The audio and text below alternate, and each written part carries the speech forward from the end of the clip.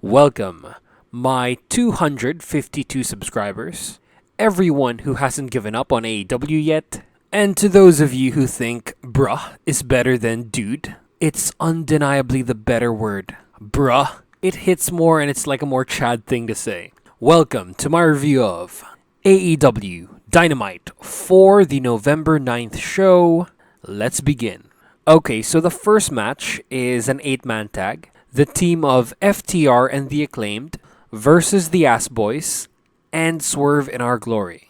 So this is the match that Rick Ross was putting over with his just sheer enthusiasm last week.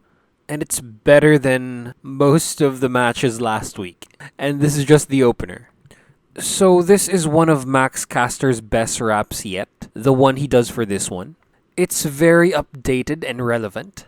There's some celebrity news, some political stuff, but I don't really get the politics. I don't know who Herschel Walker is. But I do love myself some good burning of some celebrities, like Tom Brady and Kyrie Irving. More Kyrie Irving because he's clearly the heel.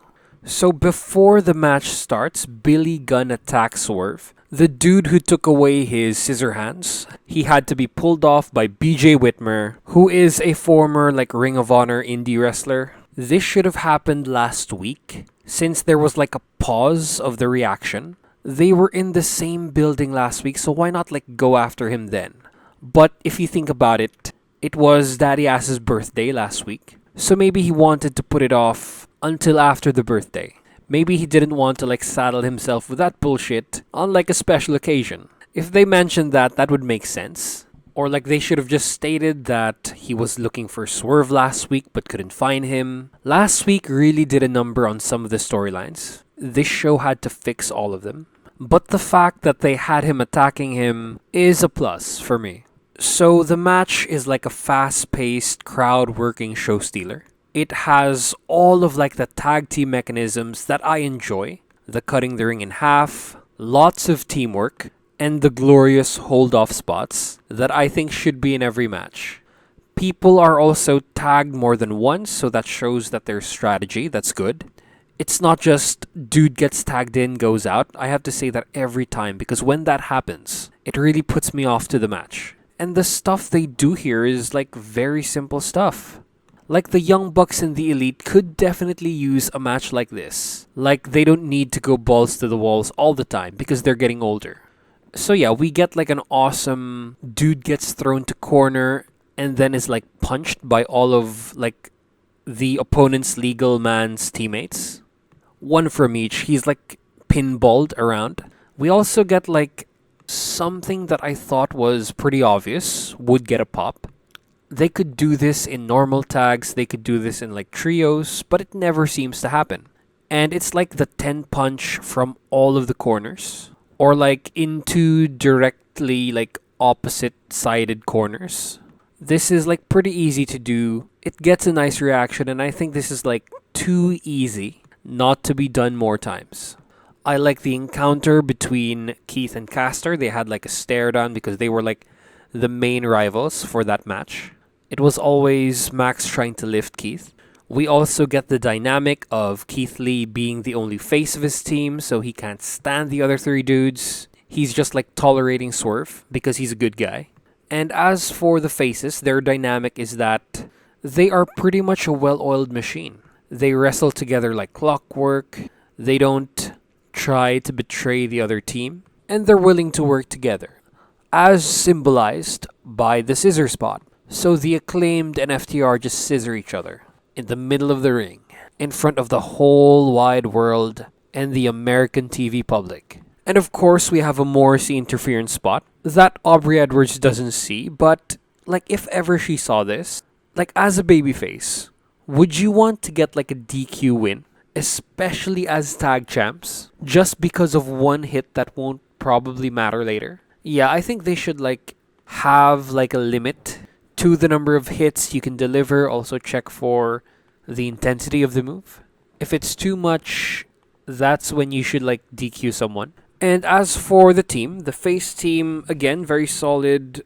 They are over. And that might make up for some of their mistakes on worse days. But here they don't make a single mistake. really smooth in the ring, and works very well. And as for the Ass Boys, they're the most normal styled in this entire match. It's like they haven't found their like in-ring mojo yet, or like something eye-catching in their style or anything to have us enjoy them in the ring. Because they're very entertaining out of the ring, and that's what they brought here. Like the comedy and the storyline. But like their entertainment value in the ring, with like what they do, they don't have that thing yet. It's like they're in the match for like texture, they're in the match just to do the necessary spots, and because of their storyline with both teams. They were also the whipping boys, but they are really good at that. So find yourself a thing, and stealing finishers is not enough. So for the spots of the match, I would just like to add one more honorable mention aside from the ones that I mentioned. So this is Anthony Bowens' elbow chop, punch, and then super kick combo. It's like the thing that Madison Rayne does. Joe also does this. But like Madison Rayne is especially bad because it's like so slow, and like the range of her chops is like, it's like she doesn't swing her hand enough. And so for the top 3 spots of the match proper, so 3 is the power bomb by Bowens on Caster's back. This is a double T move that goes right into the elbow and kick combination by them to, I think it's Bowens this time. Number 2 is Swerve's Tornillo. Awesome, like Alex Zane-ish flips that you don't understand what's happening. And number 1 is the superplex by Dax, I think to Austin, to the pile down below. So this sets up the finish. Colton does like a DX suck it pose. I don't know why they didn't like block this completely or like turn the camera away, but we get to see it from the back. And then he goes for a Fame-Asser. He gets caught by Bowens for like the arrival or that sidewalk slam that he does. Caster hits the mic drop. FTR hits Austin Gunn with the big rig, and then thankfully they remember who the legal man is and then pin Colton Gunn. 1, 2, 3. So yeah, this is a fun match. I'm going to give it a score of TV main event, pay-per-view undercard. In my opinion, this feud is hot enough to be like a main event. In my opinion, of like a TV show. But if in a pay-per-view, since you have the Ass Boys, it's a pay-per-view undercard. It's not the usual balls-to-the-wall show stealer that we get in like the opening matches of AEW, but it's a solid, entertaining opening. So after this is MJF's promo. It's like his podcast interview promo. This is like of this podcast, sports podcast, like it's advertised as the number 1 sports podcast. It's this episode that has yet to be aired, so this is the first time we see it. And thankfully it's like not like a rerun. Because if they just clipped it from a podcast, like why even? But yeah, as for here, both sides can benefit from this because the podcast gets a mention from like a big TV show with 900,000 viewers consistently, and then AEW gets like their name out from that, from the podcast. And so this is an awesome idea to like have like a podcast clip be this segment on TV, especially with someone in like MJF's caliber. But the problem here is that this should have been last week. Yeah, like last week's episode really like did a number of on like some of the storylines. And I think this is the most hurt because this is your main event storyline.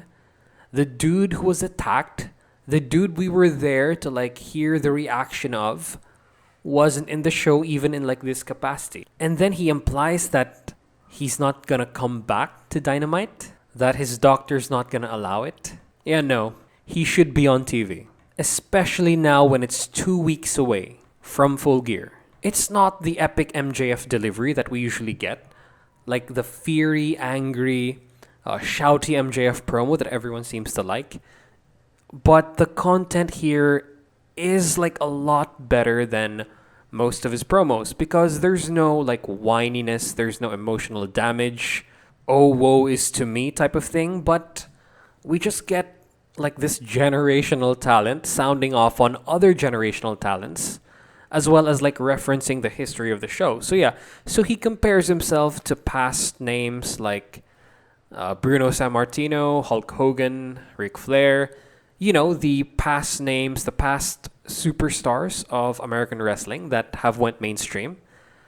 But I don't like that he sort of states his intention that what he wants or like what he needs is just this lengthy title reign to be one of the best, because that's not enough. Like literally, I mean, you need more than one title reign, as well as like more years in the business or in the company, because those names he listed have been, yes, like have had long reigns.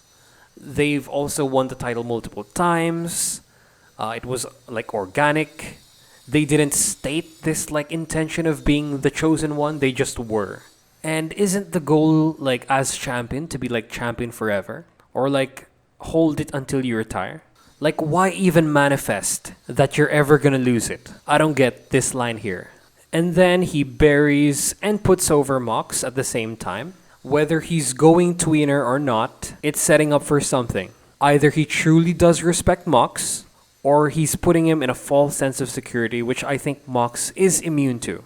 And then we get this beautiful line that he's gonna wave the banner of the AEW flag, that he's gonna carry the company. And this is a nice line for someone who doesn't want him to leave the company, because a lot of people want him to go the other way and be a mid-card champion, because the dude he's being compared to is pretty much a mid-card dude. And I think MJF is more than just like a spineless coward character. Like his character with the backstory that he has is already like more complicated and deeper than the Miz's. Miz was always a douche. MJF was a good guy who became a supervillain. Yeah, like his origin story is that of a supervillain, while MJF's is just of another dude. And then he shoots on AEW history, on how he views it. This is great storytelling and referencing of AEW's past, with continuity that detail-oriented people would love. And the WTF moment of this part here is the mention, like the first ever mention, of the press conference, of Brawlout. I think this is the best segment so far. But if this was in the ring, if this was in the actual building, if we had a face-to-face between Mox and MJF when he said this, this could have been segment of the year. So yeah, great segment. Segment of the night so far. And immediately following this is the Stokely promo that should have also been last week. And it would have been better if it was in the ring and with Ethan Page, because he's the one you should be building up. It should always be manager plus your dude. Because now that like Ethan Page is pretty much still in like a subordinate position to Stoke, it kind of implies that he's still under MJF. That this is all a plan. It's all a con. Hell, we can even have like Ethan Page like destroying Ricky Starks after Starks wins the tournament to help his like secret boss. It would have like elevated Ethan Page even further if he just gave us his thoughts about this, if he cut it alongside Stokely, if like him and Stokely were planning this insurrection against their old boss. For me, I think they should go the tweener route. I think MJF should like do it by himself. The more predictable route is the heel route, where it's all like a plan, a long con. It's the same MJF since ever, and that's not gonna help him. He needs to like develop as a character and like be booked stronger. But yeah, the delivery here is as usual very good by Stokely. And the reason that he states, as well as the commentators say after this, he doesn't really like explain everything, is that MJF is trying to please some other people. That he's going too far in that direction, that it's like jeopardizing his and Stokely's friendship. And this is like a valid reason. It's a shame that it doesn't get mentioned by Stokely like exactly in the second half. But yeah, alright promo. This should have happened last week, not segment of the night, because the last one is the one so far. Okay, so after this is Ethan Page versus Eddie Kingston for the first round match of the AEW Championship Eliminator Tournament. So finally, we get to see a match where Ethan Page can show us what he can do. And yeah, we got pretty much his full arsenal on display. But I think he should have really cut a promo against MJF because the crowd isn't much invested on him. He's been like this sort of secondary figure in the firm, and eyes haven't been on him like since ever. He needs to like step into the forefront of that rivalry with MJF in order to like get the crowd to cheer him like they cheer for Kingston here. So this is like a slow, methodical match. It's like hard hitting, especially on Kingston's part, since of course we all know that he's like a Japanese wrestling fanboy, a cosplayer. So yeah, it's very like stiff, it's cell heavy, and they do some pretty dangerous spots. So yeah, Japanese wrestling, King's Road. So yeah, story of the match, Ethan Page works on Eddie's back. Eddie takes his fists and then he hits Ethan Page as hard as he can. That's his thing. And they do some pretty devastating shit. Oh, wait. I mean, Page does some pretty devastating shit to Kingston. Suplex to the outside, spinning shoulder block from the apron to the outside, and the avalanche Ego's Edge where Eddie takes it on his back. But he doesn't land on his neck, it's like landing on your upper back, but that's still Eddie Kingston's back. He's been having problems with that for like a long time. But there's this spot where Ethan taps out while Eddie has him in like the Dragon Sleeper. Stokely distracts the ref. Eddie lets go and then the match goes on. I think this is a bad decision because it's like they're 1 foot in and 1 foot out on the push of Ethan Page. And Eddie Kingston is like a mid-carder too, but he's portrayed that he can go head to head against like the upper mid-card to main eventers. Like this guy can beat Chris Jericho. This guy can beat like the other people. He's had like ferocious fucking dangerous matches all over the place. And I think him losing clean wouldn't do that harm and would have actually helped Ethan Page more. I know the story that they want to tell. It's about like Kingston's thing with Sammy where he like didn't let go and got disqualified. But you could have also done this by just like having Ethan Page faint. Having him faint, the referee isn't looking, Eddie lets go. Ethan Page then gets up and then the match continues. It would have protected Page more than this. But yeah, I do like the story with Eddie Kingston. This did all the wonders for him because now like there's this like mental battle where he will always like make the wrong choice. He will let go in the moments where he has to like hold on, and he will hold on to the moments where he has to let go. But for Ethan Page, the win is nice because the match ends in an epic fashion. But it could have pushed him even further if he just won clean. And again, I think Eddie Kingston can take the pin. So yeah, top 3 spots of the match. Number 3 is the suplex to the outside. Number 2 is the spinning shoulder block from the apron to the outside. And then number 1 is Ego's Edge from the top, avalanche for the win. So yeah, I enjoyed this match more. Especially being a fan of like Japanese wrestling, some slower Japanese wrestling. This was my kind of thing. And it had Ethan Page shining.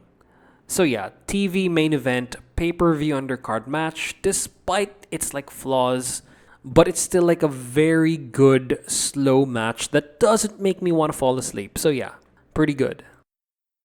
After this is the Ingobernables versus the Dark Order storyline. So now there's like this running gag, and the last one to do this is actually Jose's opposite. It's like his like lighter counterpart. His like good counterpart. That's Alex Abrantes. Because like Alex Abrantes previously, Jose also sorries Renee when he says Rush is going to be champion. It's like a little cute thing that they add. And I wish they do this with like other people. Like with everyone who challenges Jon Moxley, even if he's not the champion. Just like say sorry to Renee. But the segment itself was pretty useless. I think they should have waited for Andrade to be finished with whatever he has now. He's contracted for a long time. He's probably suspended. At least, like, come on. wait till he gets back, if he ever gets back, to do the storyline.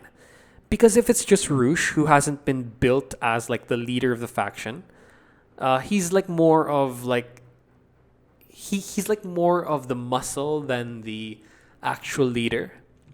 So I think you should have waited for Andrade. And here's the thing, he didn't even challenge 10 to a match or anything.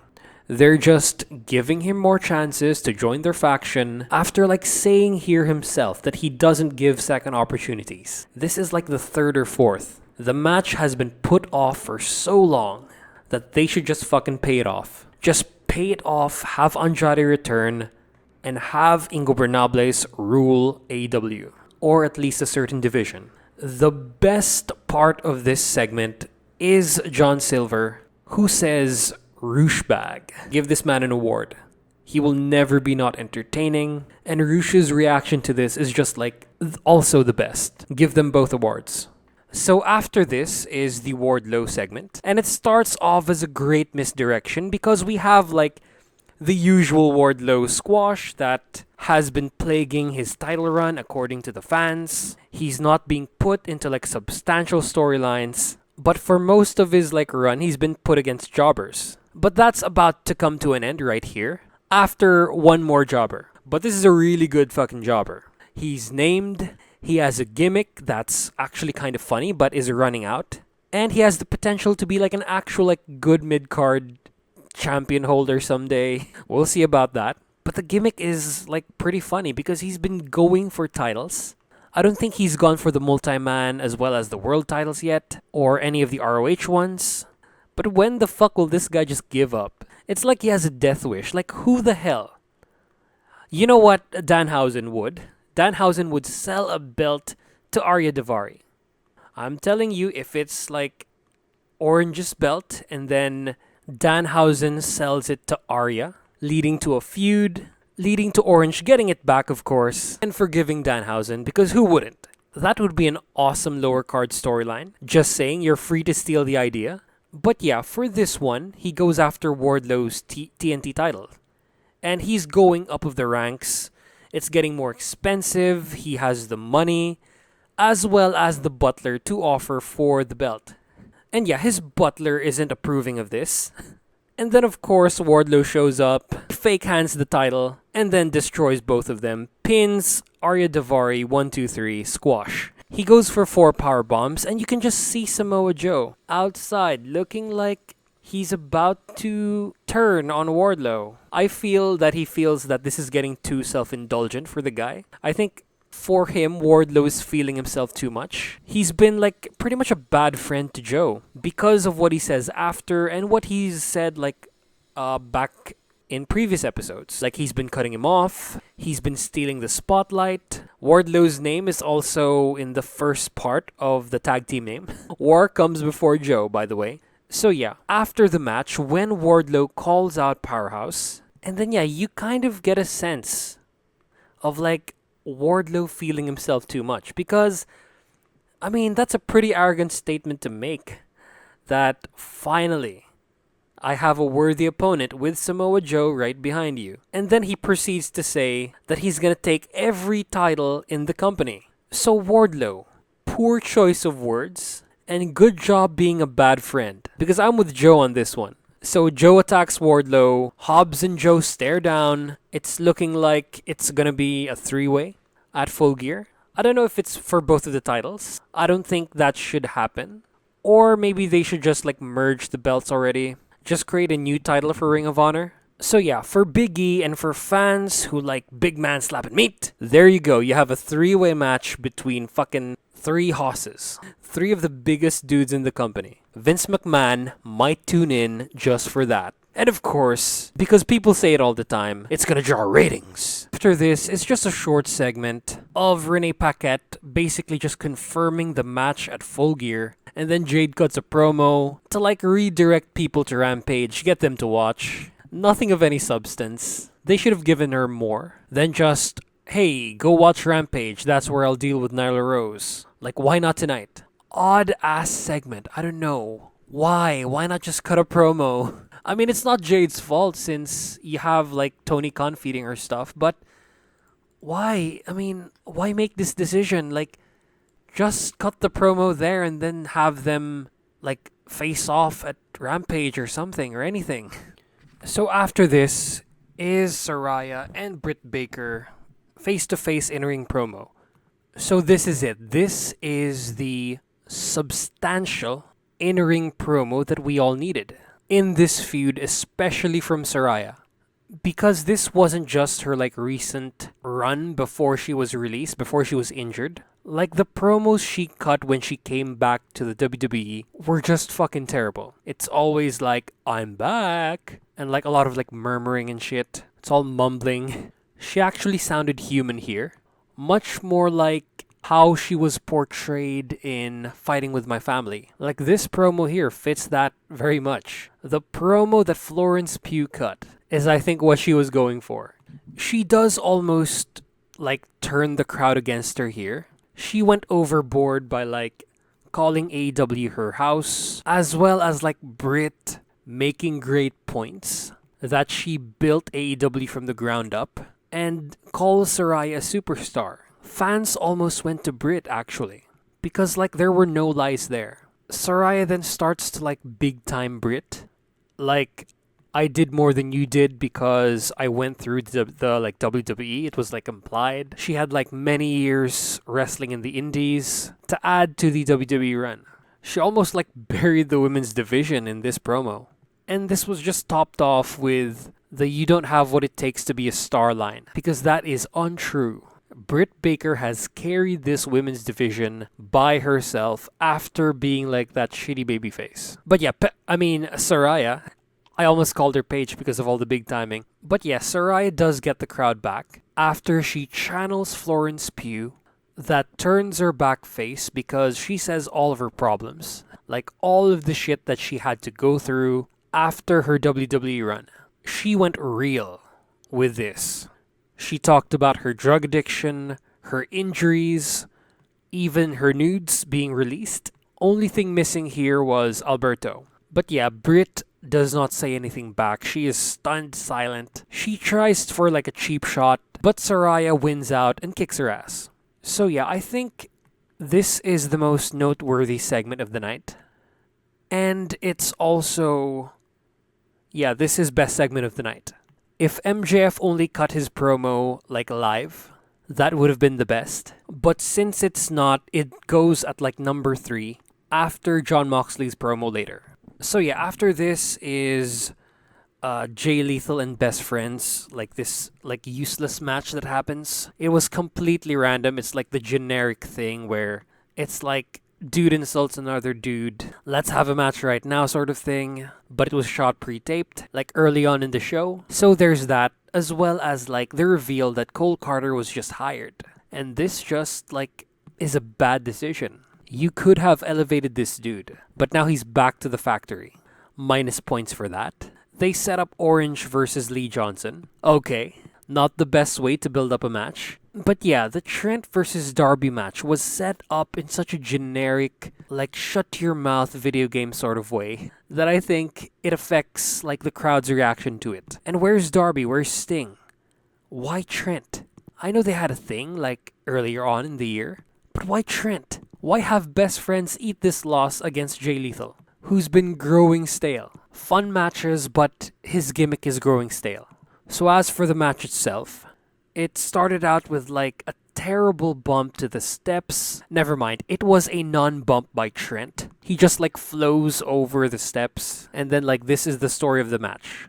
This is a storyteller, a sort of like Yoshinari Ogawa match where there's just like working and consistent selling of the leg. But thankfully it becomes more than that, and we actually get like a show stealer by the end. And while this is happening, Trent is just selling his leg.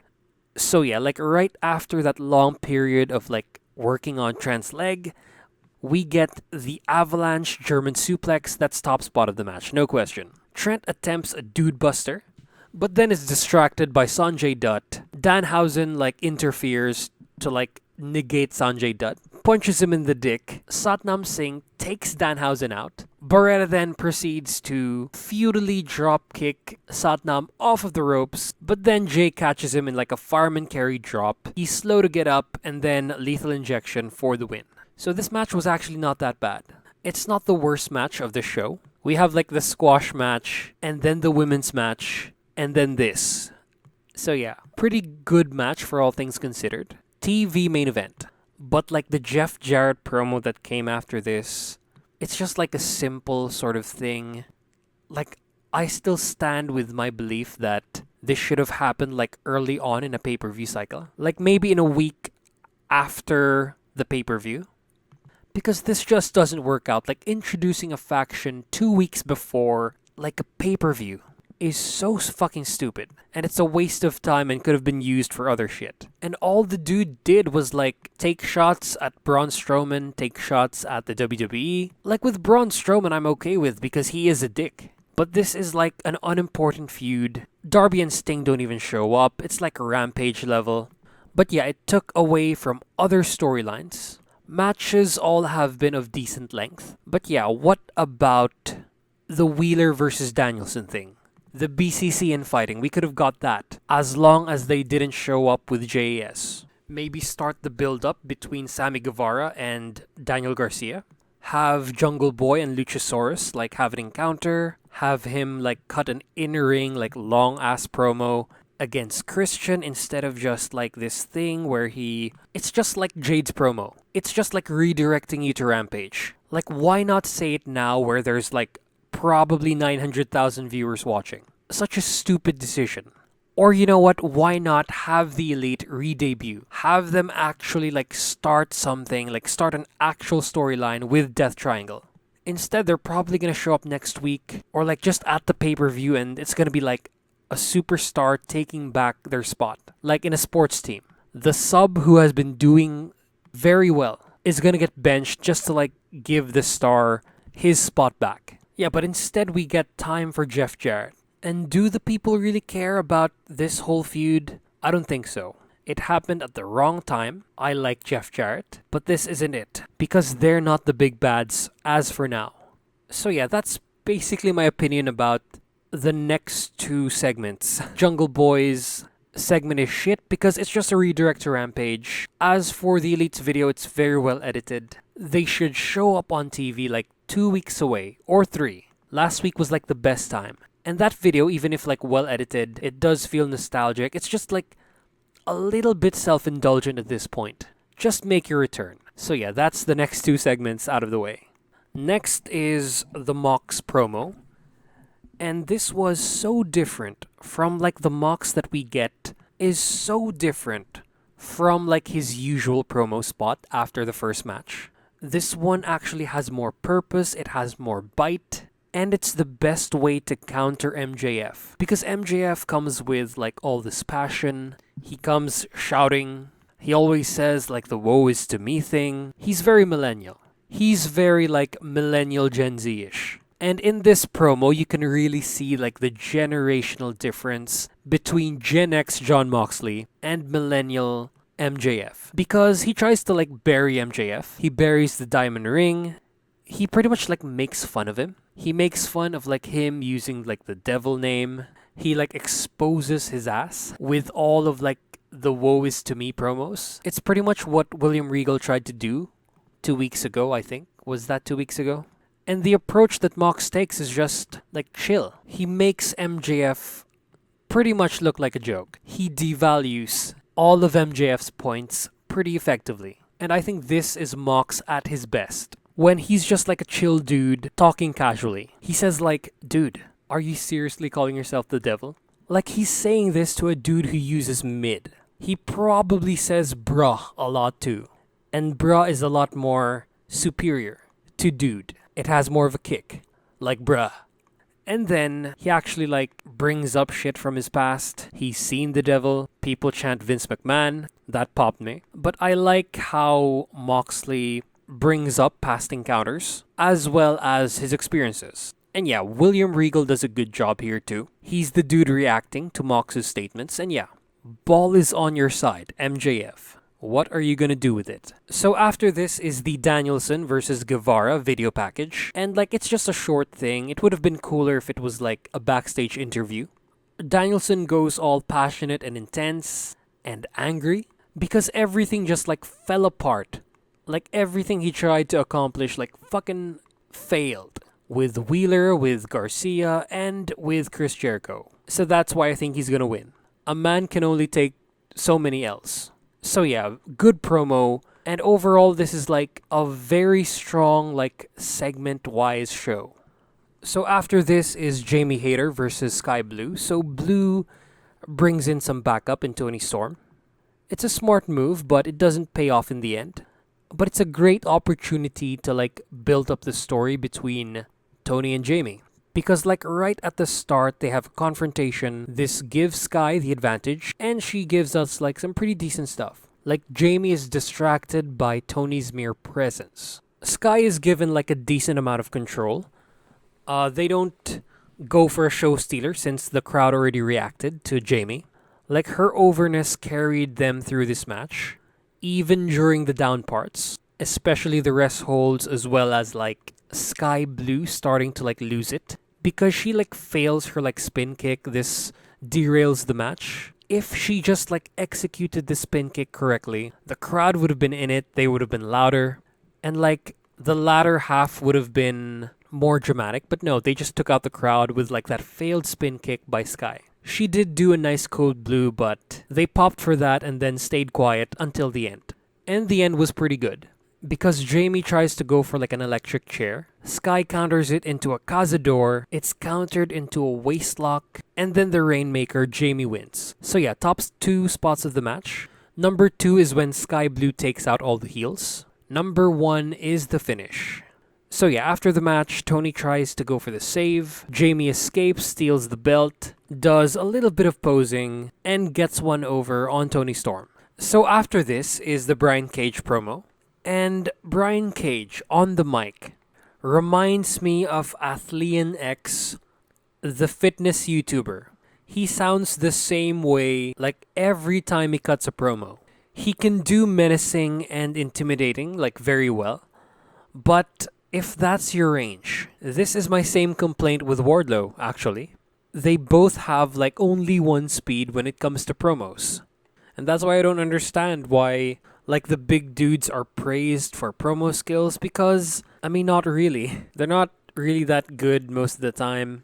They have like one speed, not much depth, like Kevin Nash or Vader, or hell, even The Undertaker. His character protects him from like actually cutting a promo because, I mean, Undertaker barely talks, so... And like aside from this, aside from barely talking, when he talks, it's always like the same way. You don't really get to see like his like legit Mark Calloway mic talent.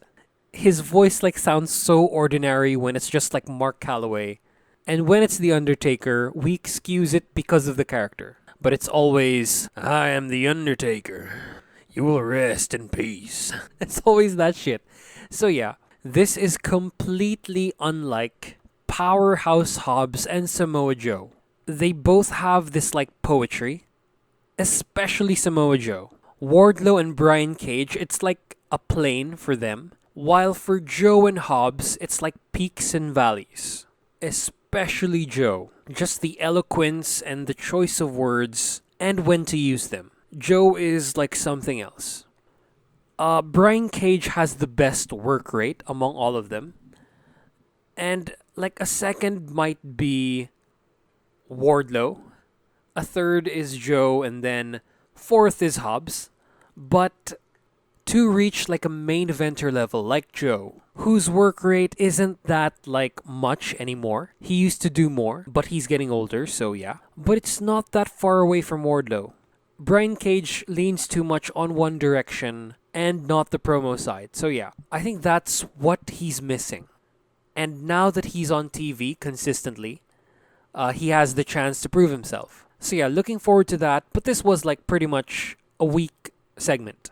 Dante Martin is getting better at promos, but it's still like a Dante Martin promo. It still feels very stiff, but there is a better flow to it than his like old promo where he talks about his potential. So talk about a big man who can cut a promo. Like after this is Lance Archer. He's actually in Dynamite for like the first time in so many like months or something.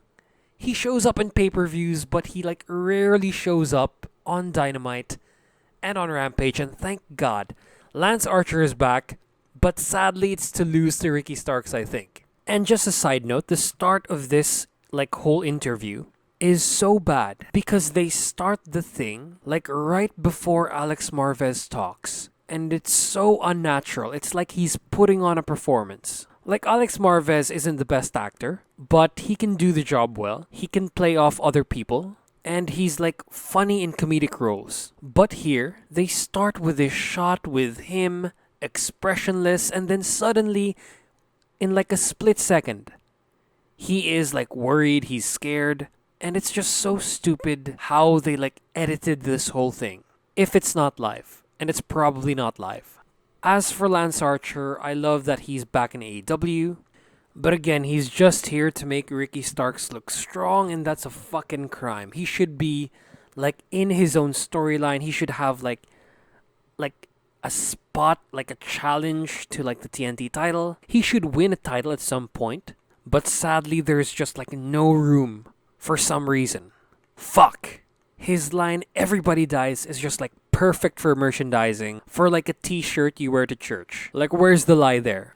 If you don't want to use him in like a singles capacity, why not bring in Harry Smith, bring in Davey Boy Jr., and form Killer Elite Squad in AEW? Have them like carry the titles for a year. Lance Archer is a good promo guy. He has a great catchphrase, and he's like solid in the ring. So why not fucking bring him back for like an actual run? But yeah, this takes out Ricky Starks. They don't have the match on Rampage, and it's probably gonna happen next week. Who knows? Maybe like Lance Archer advanced. But dude has like the New Japan World Tag League, so they better speed this up. With Starks making it to the next round, as predicted. This just makes him into more of an underdog, and the win will mean more. So yeah, after this is the main event, and it's Danielson versus Guevara. So there is like 20 minutes left in the show. They don't go for like the technical lockups at the start, as we usually see in Danielson matches. They go for like a fast-paced, hard-hitting start, but the direction that this match takes is very unexpected, and I think is like great strategy for a 2 out of 3 falls. Because the first fall happens in like 2 minutes. And it's like a disqualification, but it leads to like an assault on Danielson. Like DQ happens because of like a chair thrown by Sammy that's seen by Bryce Remsburg. DQ, end of first fall. But the second fall doesn't happen, so Guevara is not disqualified. Fucking smart. Guevara goes right after Danielson, jabs a microphone to his eye, and then he's like cut. He blades at some point. And Sammy's being like stereotyped for being unsafe. He's being stereotyped for like things that people say about him. But for fuck's sake, guys, Danielson's hands were up. He's okay. The loud sound is from the hands. So yeah, back to the start of the match. So yeah, let me explain to you why this is a great strategy and like how they played this out. Because yes, Sammy's down right away. It's like 0-1, he's DQ'd, but he's fresh. If his opponent was someone else other than Danielson, he like would have won the match. It would have made sense. Because dude is fresh the entire time, and then like when the second fall starts after he beats Danielson's ass, he hits a GTH for the 1-1. So now Danielson's life bar is like considerably lower than Sammy's. So the plan worked, but you're facing off against the beast. You're facing off against one of the best booked wrestlers in the company. Against someone who's challenging your boss at Full Gear, so of course Danielson was gonna win. Second fall happens at 6 minutes, and then after this is the start of the actual match. And oh my god, they just went for a show stealer. So the storytelling part is done. Now it's time for a show. And this is exactly what I wanted Danielson to like have. and not just like all technical stuff with Jericho, because they went for some crazy shit. I don't know if that four-way can top this. It should, because it has Claudio. But the stuff they go for here was like next level shit. It's like slowed down. It's like it has a bunch of like parts where Sammy's just like taunting at the crowd. It gets a bit tiring, especially after all the taunting that he's already done. After the first fall and then after he got the pin, that was enough, but he goes for more, so I think that's the worst part of the match. Just like the unnecessary downtime. If you're gonna have a downtime, do a rest hold. Stop fucking taunting, and like it just makes it seem like there's nothing happening. But yeah, I'm just gonna sound off on all of the crazy stuff that they do. These are all spots of the match. So the first is Danielson headbutts Sammy off the top corner. He misses with a diving headbutt, and then he's put on a label lock by Sammy in like a mocking fashion. Like a finisher steal to humiliate the dude. And Danielson just sells his fucking head. There's no one else who does this better. Who like sells a shoot injury. Shibata could learn something from this. And then another top spot of the match happens when Guevara goes for like a springboard. And then he's Busaiku-kneed off the air. Out of the air. Danielson like sells on offense. He doesn't even get the pin. And then they do hard strikes until their chests are fucking red. It reminds me of like Roderick Strong and Danielson in like the Greatest Royal Rumble. It doesn't get as red as that, but it was pretty fucking red and bruised. It wasn't rare though, but maybe medium rare. They do a funny spot where Tay pulls out Bryce after Sammy and Danielson like collide. But this is a bad spot to do it on. It could have been like on a Busaiku knee. Because Sammy was always going to kick out of this one. So yeah, Tay Mello wasted her like only lifeline to help Sammy. She's thrown out of the match. But she was like really funny with her contributions to the match. And then, not quite spot of the match, but it's like a suplex directly into like a tree of woe position. What's a top spot of the match candidate though is like Sammy knees Danielson out of the ring, and then he does like a shooting star press. That does not fully connect. And then it becomes just a counterfest. I'm just gonna like name some spots. This is gonna be hard to edit because of like the number of spots. So yeah, springboard cutter countered into a label lock. We have a GTH countered into a poison rana that sets up a Busaiku knee that's caught into a walls of Jericho. And then a rope break. Next is a GTH countered to a Busaiku knee. Danielson stomps into like a shooting star DDT. That was sick. And then the finish is like a swanton legs up, BCC elbows, label lock that's transitioned into a Rings of Saturn for the win by Danielson. So yeah, for top 3 spots of the match, I'm gonna have to go with the diving headbutt that misses at number 3. Like a headbutt and then a diving headbutt that misses into a label lock. Like a mocking label lock by Sammy. Number 2 is the finish. I like that it's a dynamic submission move. It's like Danielson's ultimate move is a Rings of Saturn. It's a bit weird, but awesome move all the same. And for the number 1 spot of the match, it's the Danielson stomps. That's like countered, brought to the side, and then shooting star like DDT. So yeah, this is a pay-per-view main event level for me. This is now within like top 20 range. It has a great story. It's a like novel and smart strategy for a 2 out of 3 falls match. The strategy makes sense with what happened. Like first fall sets up for the second fall, and Sammy's like nowhere near as like hurt or as gassed as Danielson. And they just went for like a show stealer for the third fall, which is how you should do it. Make it fucking fun. So yeah, this is like a great fucking match. This is the match that makes this show above average. And people on Cage Match are just fucking dumb. So yeah, all of the matches have been pretty solid. A couple are poorly built. One is a squash, the other peters out in the end. The 2 matches to start are good, but aren't great. And the main event just fucking ruled. As for the promo segments, the Saraya vs. Britt one topped everything else. I liked MJF's podcast style promo, something new, but like Mox's promo to like just burn and expose MJF doesn't really happen much, but this one worked. So yeah, this Dynamite is nowhere near as bad as people think it is. Like last week's, I think is actually like worse than what people think it was. This one was like a lot better. The women's segment was actually good. Just fucking process that. So yeah, thank you for watching. Like, comment, and subscribe for engagement. Share if you don't know me. Hit that bell notification for future videos, and please, watch my shit.